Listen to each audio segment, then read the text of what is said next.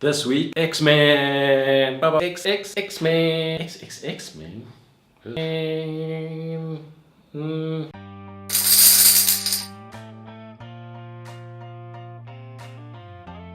So we're finally looking at X-Men. They're my favorite group of superheroes. Shadowcat, Kitty Pryde, And Gambit.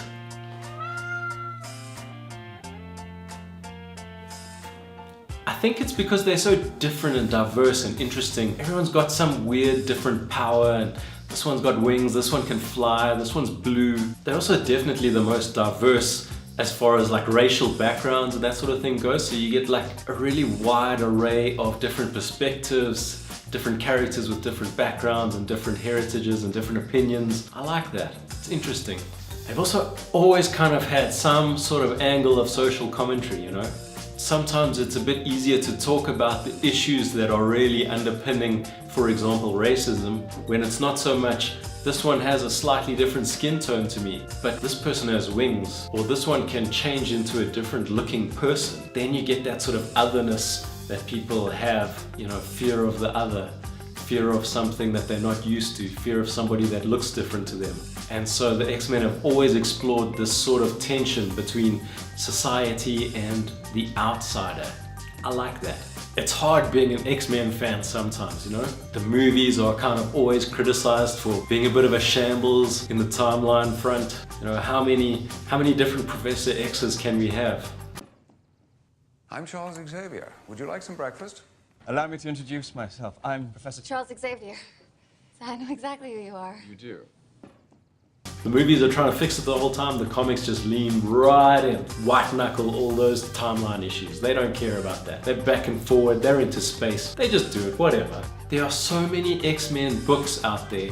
If you were to decide, let me read some X-Men comics, where do you start? There's X-Men Blue, there's X-Men Gold, there's X-Men Red, there's Cable and Deadpool, Gambit and Rogue have their own comics. Exile, Iceman, Jean Grey, Uncanny X-Men, and Astonishing X-Men. Astonishing X-Men is what we're going to talk about today. So with all these different X-Men titles out there, I've been trying to figure out an angle, like how am I going to tackle my favorite group of superheroes when there's 20 books and each of them have been going for so long and the X-Men have been around since the 60s. How do I wrap my arms around this beast and summarize it somehow for you guys? And then just this weekend, Marvel announced some big news for the Astonishing X-Men title.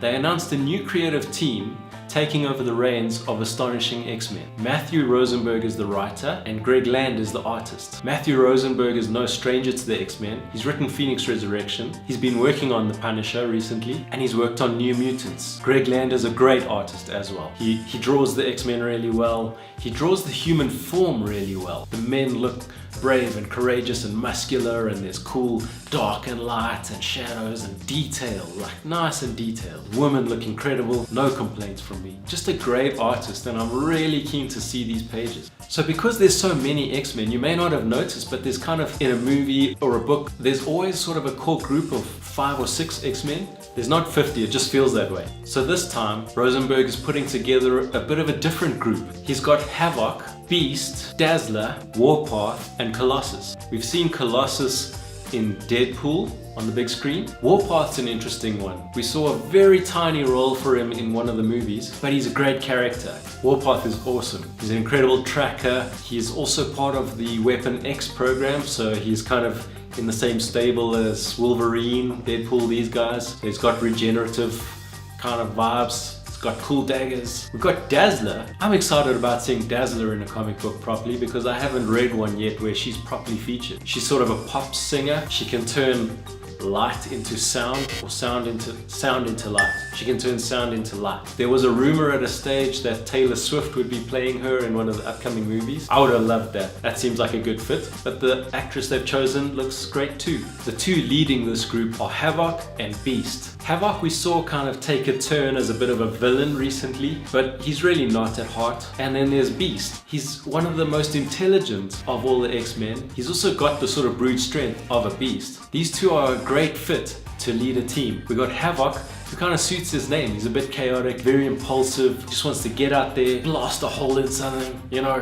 really go for it. And then we got Beast, the cerebral one, the one who thinks things through, who plans, who can see the repercussions of something. Put these two together, I think that's a perfect leadership.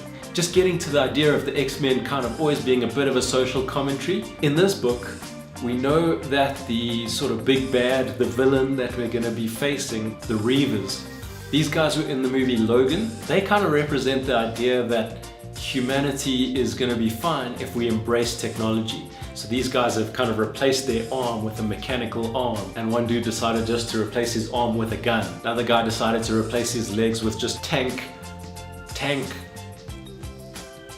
goodies. Tracks. But so the whole idea is we've got on the one side we've got the X-Men, which represents evolution. Where is humanity going and what can we become? So in a weird way, they are representing sort of our best selves, what we could become, what we could be. And then we've got the Reavers who are saying we can just optimize ourselves with technology. This is an interesting debate for me because at the moment there's kind of all this hubbub about social media and how in depth do we want to let it into our lives? How much do we let technology integrate into our lives? Or do we kind of start separating ourselves and try and evolve towards something else? I have a feeling that's going to be the underlying sort of discussion, commentary in this book series. I think that's so topical and just on point. I think it's going to be a great series. So I'm pretty sure we're going to come back to these guys once we've got a few episodes under our belt. Maybe we'll just talk about the first episode. We'll see if I can wait that long until we've got a bit of a story arc going, or if I'm just going to have to just address this in the first issue. We'll see. I'll let you know. Comment with who your favorite X-Man or X-woman or X-creature or X-person is. Let me know. I haven't decided who my favorite is. I kind of love them all so much. Can't decide. That's it for the rehash this week. Thanks again. Please like, please subscribe. See you guys next week.